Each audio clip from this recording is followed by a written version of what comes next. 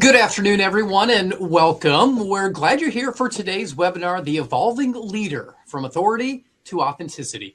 I'm Greg Berry, Director of Communications in the Office of Alumni Affairs. A disclaimer, as with any virtual event, occasional technical hiccups may occur. If you experience any video or audio issues, just click reconnect or refresh the screen to switch to the presentation. Now, before we dive in, we'd love to learn a bit about you. Please take a moment to answer this quick poll. What best describes your current leadership style? Your options are directive or top-down, collaborative, coaching-focused, servant leadership, or you're not currently in a leadership role, and that's okay. Go ahead and make your selection. We'll take a look at the results in just a moment. Just a heads up, we are recording today's webinar. Our live audience will get an email with the link once it's ready. We're excited to have Dr. Alan Gorman back with us for the fifth time. I can't believe it's already been five. An associate professor of management at UAB. He's also chair of the Department of Management, Information Systems, and Quantitative Methods in the Collat School of Business. He earned his BA from the University of Georgia, MA from the University of Nebraska at Omaha, and PhD from the University of Tennessee. Today's webinar is the first in a four-part leadership series. On February 25th, Dr. Matthew Scherer will join us for The Humble Narcissist, Leading with Humility, where we'll explore the delicate balance between narcissism and humility in leadership. Dr. Gorman will return on March 25th with Inclusive Leadership, Building Cultures of Belonging. During this session, he'll take a look at how leadership behaviors are shaped, environments. Then on April 22nd, Dr. Scherer will be back to present Leading Infinitely, Building Teams, Trust, and Vision. This webinar will have you rethinking how leadership works in a world without finish lines. Now, as for those results of the first poll, let me go ahead and end that poll.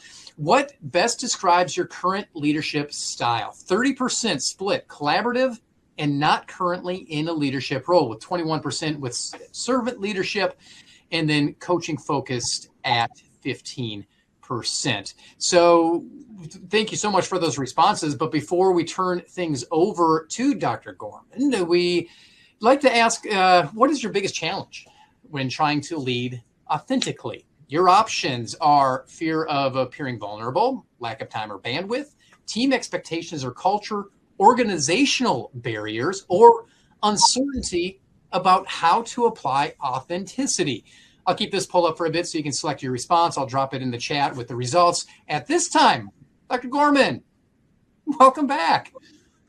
All right. Thank you, Greg. Thank you all so much for joining us. I can't believe this is the fifth time I've actually been here. That is awesome. It's always a pleasure, always a good time. Thank you all for joining today. I'm going to talk to you a little bit about making that journey from the authoritative leader, or what we know of as the most basic of leadership, leading from a level of authority to authenticity and authentic leadership. I'm glad Greg just said several of you are not in leadership roles, but maybe you're thinking about leadership or preparing to take on a leadership role. That's awesome. I hope to give you a few pointers for you to think about as you continue down your leadership journey or taking on leadership roles. I want to start with, this is a quote I often use, and I stress this in all of my classes that I teach. I teach in the School of Business, so we cover all aspects of business, but my area is leadership and management. And the thing that I stress with everybody, your team isn't just numbers on a spreadsheet. We use spreadsheets a lot for a lot of different things that we do in business, but the people that we're leading are not numbers on spreadsheets. They're people that have their own dreams, their feelings, their potential. Why can't we lead with empathy and understanding, knowing that those are the things that people really care about as human beings? That's where real success begins. So with that in mind, some of the things I want you to get out of today, what are some of the costs of that authority first leadership approach? Why should we move to authentic leadership, or why should we start to lead in that kind of way? What does that look like? We all have busy jobs. We all are incredibly busy. The things that are happening in the world, there's a lot going on. What are the 3 critical shifts that you need to make if you want to make that move from authority to authenticity? And then what are some tools that we can use to help with that? I'm going to cover some of that as we go throughout this afternoon. Okay, let me make a case for all of you why we need authentic leadership. I don't think this even needs to be said, but I'm going to say it again for the umpteenth time. We are struggling, right? There is so much happening in the world right now, from AI taking our jobs to everything happening in the world, everything happening in our country. We bring a lot of stress with us to work. We take a lot of stress from work back home and everywhere in between. The evidence is pretty consistent. Almost half of all workers are burned out. Almost half are emotionally drained, and over half have reported that they are just completely used up in their work. And this was in 2024, so it's probably even higher at this point. What are some leadership takeaways that we can get from that? Well, we know people are lacking in the emotional resources that they have, right? If they're burned out, if they're emotionally drained, if they're used up, they just do not have the capacity that they need to deal with everyday stress at work. We know from research, there's a great deal of research on emotional contagion. We know that emotions in the workplace spread very, very quickly. One of the things we know is that emotions and attitudes spread way quicker than strategy, right? So your organization can have the most wonderful strategy in the world, but if you have a workforce full of people showing up burned out, emotionally drained, negative attitudes, that spreads like wildfire. And you probably have seen it in your organization. I know I have. Those negative, pessimistic attitudes spread so quickly, and they're hard to put out, but that's where we need that authentic leadership. And I'm going to argue that authenticity is even more important when you have these high stress, high demand environments, which is obviously what we have in today's environment, and why we need that authenticity. Before I go into talking more about authenticity, I need to make the point that our leaders are burned out too, right? Anytime I talk about people being burned out in the workplace and how leadership can help us deal with that, people are often quick to say, yeah, but leaders are burned out too. And to that, I would say 100%, absolutely. Our leaders are burned out too. We know from research from the Center for Creative Leadership, they surveyed about 48,000 different leaders. We know frontline leaders, frontline managers, they have frustrations with managing people, with managing time, expectations. For a lot of them, obviously, it's their very first time managing people, which is very stressful. How do I manage team performance? How do I get the team moving in the same direction? But then also, how do I improve myself? And I know as a leader, I'm not going to know it all at day one. How do I continue to get better in my own role, in my own leadership journey? But even our senior leaders are burned out too. We know as you go through the ranks, the higher you go, the further removed you are from the day-to-day boots on the ground activities. A lot of people don't trust people in those higher positions because they don't see those people every day. They don't deal with them. So we have to worry about, do people trust us? Even our most senior leaders, and this is something that I stress a lot in my own classes and in my own leadership development work, even our most senior leaders are not fully aware of their own strengths or weaknesses or the impact they have. One of the things I stress strongly with leaders is you cannot underestimate just how much impact you have. People are looking to us as leaders to set the tone in our organizations. That is tremendous impact, and we cannot take that we have to take that seriously as we move forward in our journey. The higher up we go in organizations, the more we struggle to adapt our communication. We have to be able to communicate with people from all different backgrounds, from all different levels. A lot easier said than done. And in today's workplace, very often we're trying to get things done where we don't have the support, we don't have the systems in place, we don't have the buy-in that we really need to create sustainable change. And I would argue, and I have argued and will continue to argue, my friends, we are in a crisis of leadership. What do I mean by that? 85% of all new people managers receive 0 formal training when it comes to being a manager. That is insane. The fact that we put people in positions where they have to lead other human beings and they get no formal training. Up to 85% of people have reported that they have been put in those kinds of positions.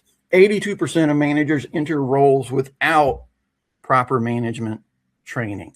So we know at least 80% of people are taking on these roles on Monday morning having no clue what they're doing. Now, why do I make that point? The people who are getting promoted as leaders are not getting the training that they really need. They're not getting the support that they really need. But also what we're seeing is that the people who would do a really great job as leaders, they're opting out. They're saying, I don't want this. They're saying, this is just going to burn me out. I've seen it in my own leader. I don't want that. So the people who might actually do a great job, they're not getting trained, they're not getting developed, and other people are opting out of that altogether. They're saying, I don't want to do this, right? This is a huge problem when it comes to leadership, and that's why I call it a crisis of leadership. So what happens is when we have people who are in these high stress, high demand jobs, if they don't have the training and development that they need to deal with everything that comes with those leadership roles, we tend to default back to what we know.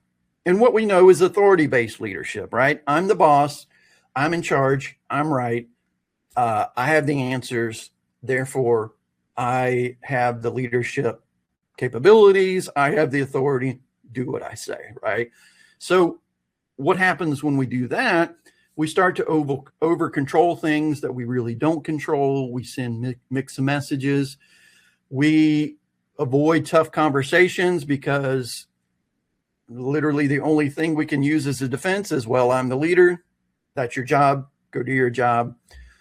We set inconsistent standards. When we have positions based upon authority and power, you start seeing politics become a big deal in organizations. People apply standards differently when you start seeing politics in organizations, and that leads to lower trust and turnover. And I'm gonna talk more about that. So, what do I mean by authority first leadership? This is the most basic definition of a power-based approach to leadership. You are promoted into this role because you have some capabilities, or the people in your organization believe you have the capabilities. So now, because of your title, you are now a leader, right? This is what we typically, when we think of this authority first leadership, this is the way we think of it, right? It's a one-way communication. I'm the leader, do what you're told. It's one way. There's no two-way, no back and forth on that. But what I'm going to argue today is why authentic leaders are the next generation of leadership, and how we need to move from authority-based leadership to more of an authentic approach. So what exactly is an authentic leader? An authentic leader, the most basic definition, the most agreed upon definition in the literature, authentic leaders have a genuine desire to serve other people. And they share common characteristics. One, they are genuine and real. What do I mean by genuine and real? You bring yourself, who you are, what your goals, what your values, the things that you believe, you bring those with you to the workplace, and you let people know, this is who I am. This is what's important to me. This is why I'm here to help you all achieve what you want to achieve. You have a serious desire to serve others. That's an authentic desire. You lead with those core values. You have moral courage. In other words, you have a strong moral compass, a definition of what's right, what's wrong, and you're willing to do what it takes to do the right thing, even if it's not within whatever policy looks like, which I'll talk about in a second. You exhibit your own self-discipline because you want other people to be disciplined. We get a lot from what our leaders symbolize, and one of those is our own self-discipline. You work hard to build trusting relationships with your people, and you are purpose-driven. You are there to achieve a purpose, to work with other people to achieve some sort of common goal. Now, I want to take a second to quickly, I've seen a lot of articles recently talking about, do we need to bring our whole selves to work? Do we need to bring our actual selves to work? And some people have argued, well, that presents a problem, because what if I'm actually a jerk and I bring that self to work? Now, to that, I would say, okay, we're not talking about bring the worst part of yourself to work. We're talking about bringing the best part of yourself to work. What is it that you truly care about as a person, as it relates to sharing with other people? That's the part you need to bring to work. So what I would argue, and anytime I hear that, I think, okay, well, first of all, we don't need more jerks in leadership roles, and you shouldn't be bringing that part of yourself to work anyway, right? Or we should be working on finding ways not to do that.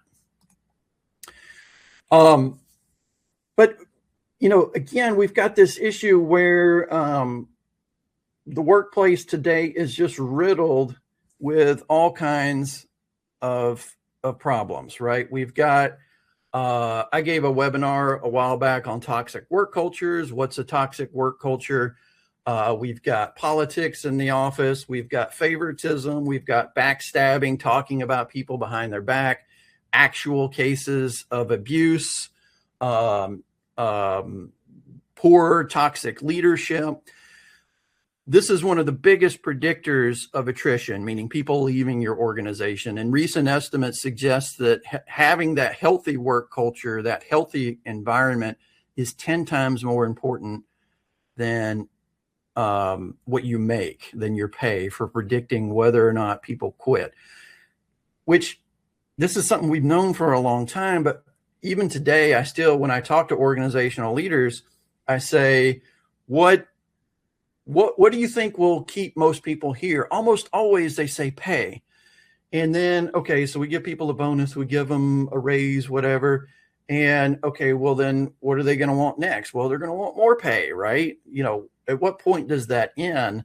But what most people actually want, they want enough to make a living, but what they want is a place to actually go and work together with people that they actually care about, and they want to bring meaning. They want to get meaning out of that work, right?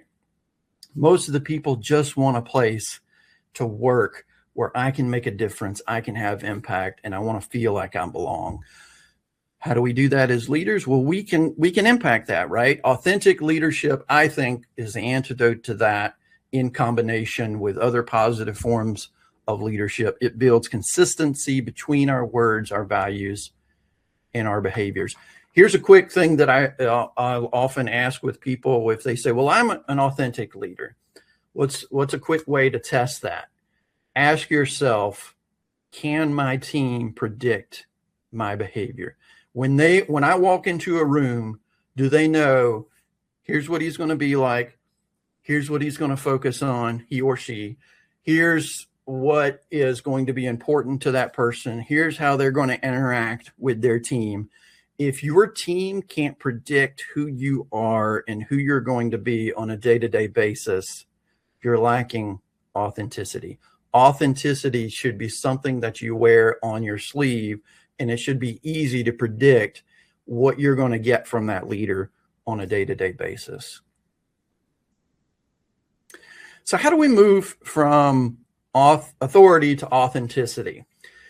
If we think about what are the bases of authority and authentic leadership, authority is power-based. It's I have the position, I have the title, I have the power, right?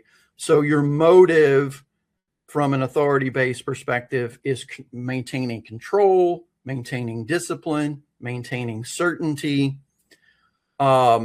But our motive on the authentic side is different, right? We're not necessarily interested in control, certainty, discipline. We're interested in having impact and a commitment to service. On the authority side, the methods that we use as an authority first leader are different. This is where we get the typical command and control, right? I'm in charge, do as I say, top down, bureaucratic, traditional bureaucratic leadership. I tell you what to do. I direct you how to do it. I give you the tools that you need and say, go do it. Well, in a lot of cases, that's not going to work because we're asking people to do things where they may not have the resources that they need. They may not have the knowledge that they need to complete the task. What is often better is that more authentic leadership method of asking and aligning. What do you all think in terms of how we should go about accomplishing these tasks that need to get done? How do we enact a strategy that we've identified as important? How can we align our expectations with what you want from your jobs, from your careers? And then from an authority first perspective, what are the signals that we send from those leadership perspectives? Well, the most common one I see from authority-based leaders is I'm in charge, I have the answers. An authentic leader acknowledges I don't have all of the answers. In fact, there's no way anybody can have all the answers. But what an authentic leader will do is will acknowledge I don't have the answers, but I'm going to tell you the truth in what I do know, and I'm going to admit when I don't know. One of the easiest ways to spot a lack of authenticity is somebody who's not willing to say I don't know. The first step is I don't know the answer, but you know what? I'm going to work to find out, and I'm going to follow up with you on that. And then what are the outcomes of that? It's super easy to get compliance from an authority first perspective because that's the desired outcome, right? Compliance with rules, policies, command and control. But what we're really looking for, if we go back to that toxicity, what are we looking for? We're not looking for compliance. We want commitment and buy-in. We want people to really feel like they belong to something bigger and better than themselves, because that's what we're driving towards. It's super easy, and the research is very, very clear. If you want short-term compliance, authority is fine, right? And I'm not arguing that there's not times that we don't need authority, right? So, for instance, imagine right now your building's on fire. Do I want to ask everybody, hey, what should we do? No. I'm going to tell people, this is what we need to do. Get out of here. Here's how we're going to do it. This is exactly how this is going to work, right? That is very clear where authority is going to be helpful. Short-term compliance is what I'm looking for. But what we are often looking for in organizations is not short-term compliance. We're looking for long-term commitment and buy-in. So let me give you 3 shifts that if you're looking for how can I really turbocharge my leadership? How can I move from authority to authenticity? I'm going to do 3 shifts to do that. 1. Now this to me is so important, and I focus on this anytime I do any type of leadership development. We spend a lot of time on this part. We spend exclusively a lot of time on this part. the first question you need to ask yourself, why do I want to be a leader? If your answer is, well, I want the money, well, I want the title, I want the status, I want the certainty of having that role and I can count on being in that role, I want to be right, I want to not have to deal with being a part of a team, I'm in charge now, I can avoid discomfort. I can tell you leadership roles are not going to be for you. Your answer to why I want to be a leader, and the reason I say that is this. In organizations today, there are more and more roles being created. There are one of the things traditionally in organizations is if you wanted to move up or make more money, you had to move up and be a manager. Well, organizations have realized that we're often promoting those people to these jobs that they're not really prepared for. They don't really know what they need to do to take the next step, and they're not really made to be leaders. They're not really prepared to be leaders. So what organizations have done is they've created similar types of jobs to what they've done in the past, whether it be programmer or whatever technical role you can think about. And they've attached more responsibility. They've attached expanding the scope of that role. And they've, more importantly, from an employee's perspective, given more money, better benefits, so that people don't have, if the only way they can make money is simply to get promoted to be in a leadership role, if that's the only reason they're doing it, that's not really a good reason, right? So organizations have started to understand this and said, let's carve out more in terms of the technical roles that people are doing, give them more autonomy, give them a team to work with, but they're not necessarily in charge in a leadership role. And we're actually seeing more and more of that now, more of a team-centered leadership approach where everybody shares that type of leadership.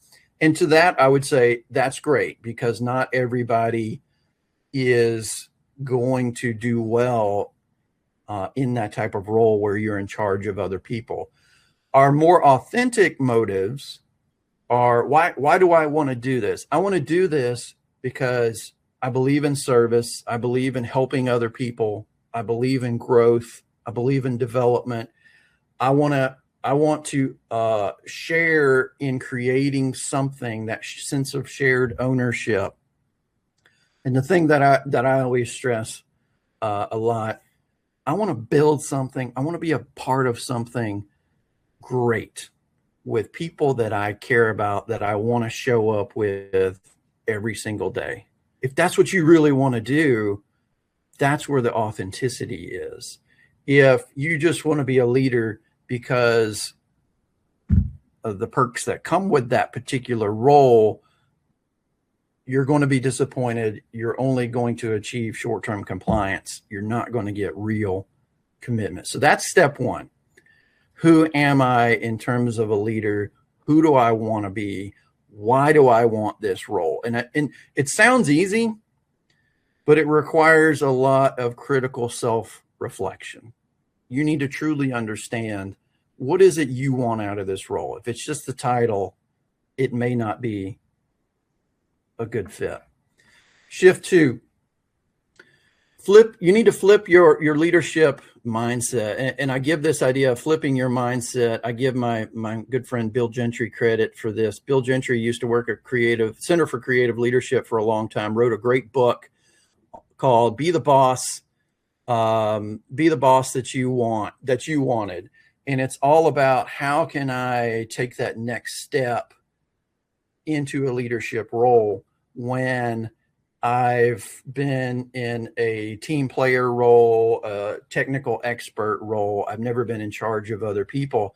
And one of the things Bill says, you have to flip your mindset. Your mindset is no longer individual team player, technical role. Your mindset has to be, I am now in charge and responsible for a group of human beings who are looking to me to help guide their own behavior and guide the outcomes that are important to us in this workplace. So what that means is we have to expand our mindset as a leader from that certainty perspective, I have the answer, I'm right, to more of a curiosity perspective, right? So our reflex, when it's stressful and we don't have the development and training that we need, again, I made the argument, we tend to default back to authority. So what do? People aren't understanding. Well, we explain harder. People aren't working in our eyes hard enough. What do? We push faster. We assume that the reason we're not getting what we want is because people are resisting. They're resisting my leadership. And one of the most toxic things that I see happen all the time, we default to policy on everything. Well, policy says this, right? I call it leadership by policy. If your default is policy, you're not leading, right? Policy is great in terms of if you want to codify things that are important to you as an organization. However, your leadership approach cannot all be in a policy manual. Why? Because guess what? We can rewrite the policy next week. We can rewrite it next month. Is your leadership going to change based upon the policy? When we're stressed, when we default back to that authority reflex, we over-rely on policy. We over-rely on our titles and that command and control. What we really should be doing from an authenticity standpoint is listening twice as much as we talk. There's a great, if you're fans of the 7 Habits of Highly Effective People, seek first to understand, then to be understood. We need to listen to what people are telling us, let other people's talk. In another talk I gave, I talked about if I'm a leader and I'm in a room leading a meeting, I really should be the last to talk. I need to kick off the meeting, and then whatever it is we're talking about, I want to hear from everybody else before I talk. Because guess what happens if I'm the leader in that meeting and I say, well, here's my thought, I kick off the meeting immediately.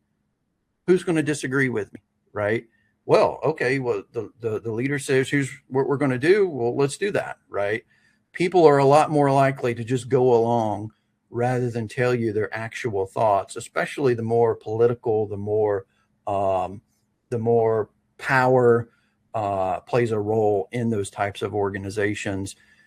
And the other thing is check your ego. Don't default to defending yourself. If people challenge you, that's, at the end of the day, that's what we want, right? We should want people to be challenging our opinion, because if we don't have all the answers, then we're not going to be right all the time. There's nothing wrong with asking people to clarify what their thinking is. And in our role as a leader, what we should be asking is, okay, I don't have all the answers, but what I really want to hear is what your all's perspective is on this. So when I'm listening, I want to hear, okay, what your thought is. And then instead of immediately jumping to the answer, which I see a lot with leaders who aren't quite at that authentic level, they jump to the answer. A good way to address this is restate what that person is saying. What I'm hearing you say is X, Y, and Z, right? What am I doing when I do that? I'm letting that person know you are being heard. I'm listening to what you're saying. I'm thinking about what you're saying. And I want us to get on the same page in terms of what we're talking about, right? So instead of defaulting to defending ourselves, listening, summarizing, stating it back so that we're all on the same page. So a good leader from an authentic perspective asks way more questions. Ask better questions. And here's I included a couple on this slide in your next meeting. And I do this all the time. When I'm leading a meeting, we talk about everything we need to talk about in the agenda. I always close every meeting with, what am I missing? What are we not seeing? What is it that we haven't addressed yet or hasn't been said? What feels unclear? what's not quite right. And almost always somebody will say, well, I was thinking about this, but I didn't want to say anything, right? We're there. I guarantee you there are people that are thinking about things that don't want to quite put out there. But when you invite them to join that conversation, they're willing to come into that conversation, but we need to invite them. And the other key thing here, notice, what are we not seeing? As a leader, you're a part of the team, right? Not what am I not seeing? Because I know I'm missing something. What are we all not seeing? What has not been said yet? That sends a very, very clear signal. I am a part of this team. You are a part of this team.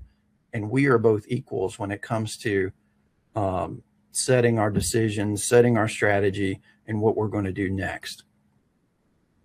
Here's shift number 3, changing your leadership methods.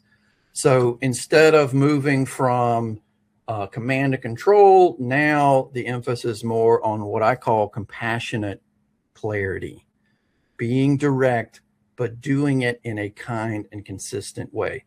I'm going to skip to the bottom part here. And this is I get a lot of pushback when I talk about compassion, when I talk about kindness. People are extremely skeptical. They are skeptical because they assume if I'm compassionate and kind, well, then people are going to walk all over me, right? That's Mr. Nice Guy. He's not doing what it actually takes to be a leader. The thing I would say to that, and the literature bears this out, there is nothing more compassionate than holding other people accountable. But that is only if everybody is on board with this is what it takes to get the job done. We've agreed that this is what it takes. I've given you chances. I've given you opportunities. You have not grown and developed. You have not achieved the level that we are expecting. We're going to have to hold you accountable, right?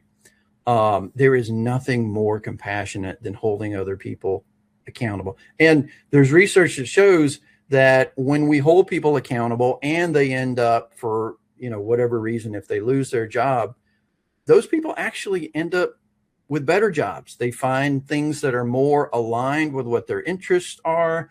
One of the things that I think we just completely overlook, a lot of people are in jobs that may not just be a good fit for them. And part of our role as a leader is to help them understand, I don't know if this is something that is going to be good for you long-term. And we have to co-create that together. So how do I do that? Co-create expectations. Again, key word here, co-create, right? I'm not saying here's the expectation that I have, co-creating that together. What does done look like?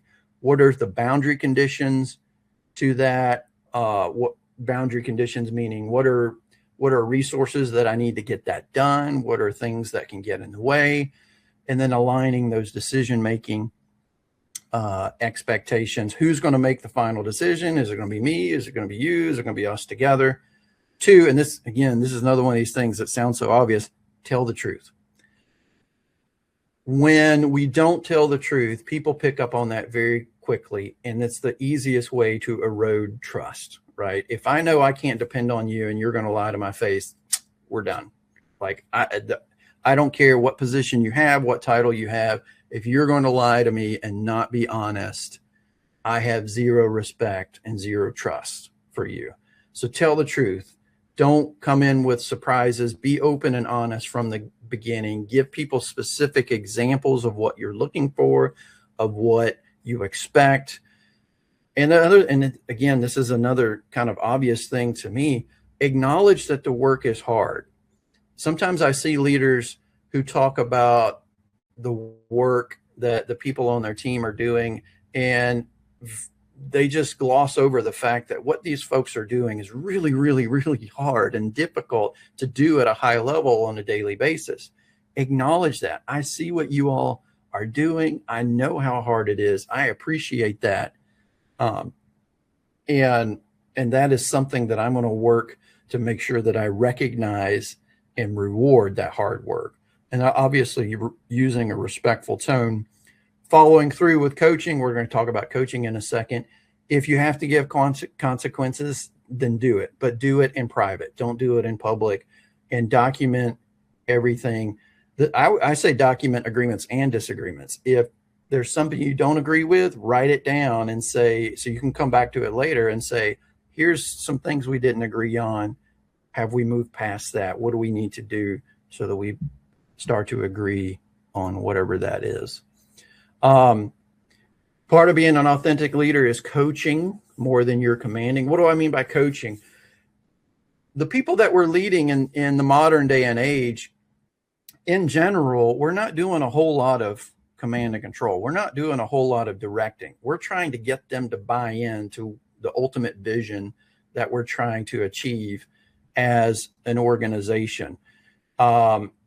There's great research from Gallup that showed that 70% of the variance in team engagement is determined by the manager. What does that mean? That means that I'm in charge. If I'm the boss, I'm in charge of engagement. It's my role to make sure that people are engaged. How do we make sure people are engaged? Give them the capacity to develop themselves and grow in their roles. Authentic leaders build that capacity. They don't want dependency. This is another thing that I think is kind of obvious but overlooked. When I'm creating compliance, short-term compliance, using a command and control perspective, I'm creating a dependency, meaning you're dependent upon me as a leader to tell you what to do, right? Is that really what we want in organizations? No, we want empowered individuals who work as part of a team towards a bigger goal. How do we create that empowerment? We coach them. Coaching is not, I have the answer. Coaching is, let's think about this. What do you think about that? What are some potential alternative ways to think about that? What's the outcomes that you think might come from that? So I've given you some sample coaching questions here to kind of take that next step. Think about your relationships with your subordinates, with your team in a coaching perspective rather than top down, I have the answer, do as I'm told. And again, we know authentic leadership unlocks high performance. Why does it unlock this high performance? Providing psychological safety, which I've talked a lot about in other talks. Psychological safety is I can say things to people in my organization without fear of repercussion. I can show my concern that we're doing the wrong thing. If it comes to safety, I can highlight we're doing something that's not safe, it's not right, without being fearful that it's going to come back to bite me. When we're authentic, we achieve higher dependability, being able to depend on each other. We create clarity through improved structures, increase the alignment between our goals and our roles. We provide meaning. Does this really matter? From the leadership perspective, it should matter to you, but your role is to show why does it matter? Why should it matter to your team? And we create that sense of impact. Does our work actually matter to the bigger team, the organization as a whole? That authentic behavior that we need to be doing is admitting that uncertainty, inviting dissent, inviting challenge, and rewarding truth, rewarding psychological safety when people do speak up. All right. So what are some specific ways I can do this? Vulnerability. I could talk a whole session on vulnerability. Brené Brown is famous for talking about vulnerability. When we open ourselves up to other people, it allows for incredible connection. If you think about everything I've talked about, what does it come down to? It comes down to connection. Connecting with other people in a meaningful way beyond I'm your boss, you're my subordinate, right? Embrace that vulnerability. Lead with genuine care, compassion. Go back to your leadership motive. Do you really care about people or not? If you care about people, then lead with that. Make it a priority to understand what's happening in people's lives. Be a champion for authenticity. What I tell my students when I do leadership development, don't apologize for having these values. Sometimes I encounter people and they see it as a weakness, kind of. Oh, well, kindness, compassion, that's a weakness. No, that is complete garbage. We should be a champion for authenticity and encourage other people to be authentic, because that's what other people are looking for. I can't tell you how many people in our organizations want meaning, they want impact, they want to make a difference. So we should be championing that, not just for ourselves, but for all the leaders and everyone in our organization. That should be a goal for all of us. Increasing our visibility. One of the things I see a lot, especially as we go to senior level positions, senior leaders never get out of their office. They never get out of their ivory tower. They have no clue what's going on boots on the ground, right? The more we are isolated from that, the more people are going to be skeptical and not trust what's going on in the leadership tower. Be present, be engaged. Somebody brought up phones a second ago. When you're in a meeting, get off of this thing. Set it face down on your table. If you're in a one-on-one, set it face down, turn it off, be engaged. The minute people see that you're not engaged, they're going to tune out too, and they're not going to take what you say seriously. Be approachable, invite open and honest conversation, invite people to be a part of that psychologically safe organization. What are some other ways I've talked about? I kind of hinted at some of these. How can I support you, instead of why didn't you get this done? What do you need from me to help you get that done? Listening without interrupting, listening to what people say, creating a culture of no stupid questions. Again, psychological safety. Treat your team like real human beings, not just employees. Be flexible with people's lives. Listen, again, I'll go back to the beginning. We are all struggling. We're dealing with childcare issues. To those of us in my position, I'm not only dealing with childcare, but now I've got elderly parents that I have to worry about. That creates all kinds of issues when it comes to work and life. Be flexible with that. Make time for casual chats that aren't work related. Don't take it overboard. Don't try to get to know, every single thing about every single person. Encourage people to want to share, and whatever they want to share, that's fine. Encourage mental health days, not just sick days. Too many organizations have sick days. Mental health, and I got to give credit. We are much better when it comes to mental health than we were a generation ago. We still have a long way to go. Encourage those mental health days. Give credit. I've talked about this. Give credit publicly. Constructive feedback privately. And then, so one of the things I stress strongly when I'm doing any leadership development, leadership does not happen in a vacuum. It's not me and my team. I work as part of a bigger structure, a bigger organization, a bigger environment. We need to create systems that reward authenticity and encourage authenticity. Number one, first and foremost, and if you are in a hiring role yourself, stop promoting toxic people. Toxic bosses are the worst thing that we can have as an organization, right? One of the things that we know is, and sometimes we tolerate toxic people because they're superstars at whatever they do. We know that even if they're superstars, they still drive down commitment, satisfaction, and the performance of the people they work with. It's simply not worth it. Quit hiring toxic people. Stop promoting them. I know that sounds, that's easier said than done. I'm happy to talk to you further about how to do that. Quit promoting toxic people. Make public commitments to employee well-being. Show the greater community that this is important to us. This is why we want well-being to be a priority. I love this from Mindy Shoss, who's a good friend of mine. We need to start evaluating our leaders based upon their contribution to creating that culture of compassion, trust, and respect.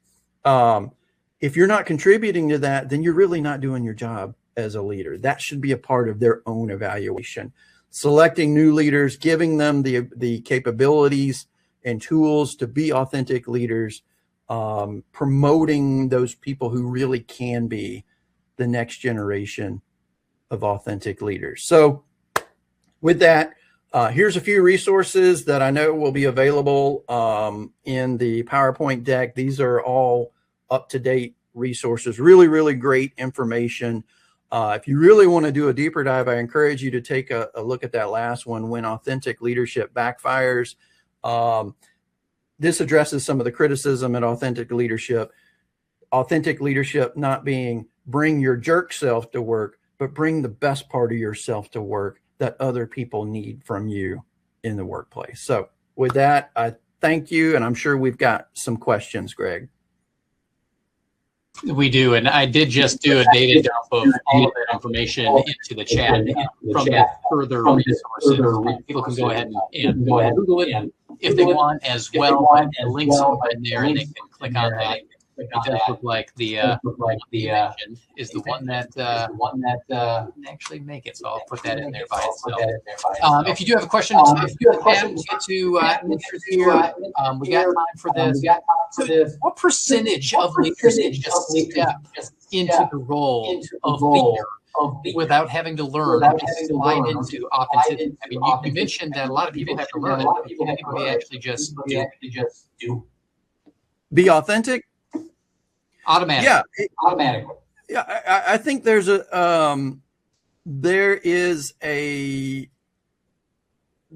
a percentage of us who genuinely believe in self-development and developing others and nurturing others. People in the helping professions often have this, right? They want to help other people, but sometimes they don't know how, or they get into organizations and then the pressures are too intense. I think some of us have that natural inclination to be authentic, but sometimes, especially in a more corporate bureaucratic environment, what I see is sometimes that gets pounded down, right? Like that's too fluffy. You need to be stronger. You need, we don't care about that fluffy stuff. I would argue, no, we need more of that. And we need to have more people who have that natural, authentic, nurturing ability to get them involved in leadership. I like this question. It was submitted. How might one use authentic approach to get their employees off their phone? Is there a way to do that? Gosh, that's the $1 million question. How to get people off their phone? Same thing with my students is set the tone early. Put your phone away and set the tone that when we are together, when we're having a one-on-one with a team meeting, this is a no phones environment, a no devices environment. And we are going to listen to each other and we're going to communicate openly and honestly, but I cannot do that if you're sitting here looking at your phone, right?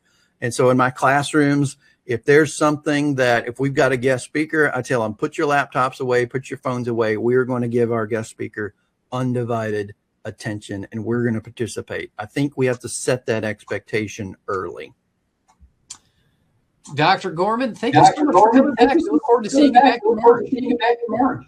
Awesome. Thank you all. I'm extremely appreciative. And thank you, Greg. You're so welcome. And just a quick note for today's audience. This webinar was recorded. Once it's uploaded online onto our website, we'll email you with a link so you can revisit the session or share it with others. As for the next 4 webinars on tap, join us for the following. On February 19th, come back for Budgeting 201, leveling up your financial plans as a follow-up to Budgeting 101 from a couple of weeks ago. If you want to find that one, that is on our YouTube channel as well as our website. Return on February 25th for the second installment of our 4-part leadership series with The Humble Narcissist, Leading with Humility with Dr. Matthew Scherer. Join us March 10th to discover how the right coverage can turn travel surprises into smooth sailings during Plan for the Unexpected, travel insurance for alumni. And finally, come back March 25th for the 3rd part of our leadership series as Dr. Gorman returns for Inclusive Leadership, Building Cultures of Belonging. Register for all these and more by visiting alumni.uab.edu/events. As we wrap up, we'd love to hear from you. Your feedback helps us improve and shape future webinar topics. Just scan the QR code on your screen to access a brief survey and share your thoughts. Once again, thank you so much for joining us. And as always, go Blazers.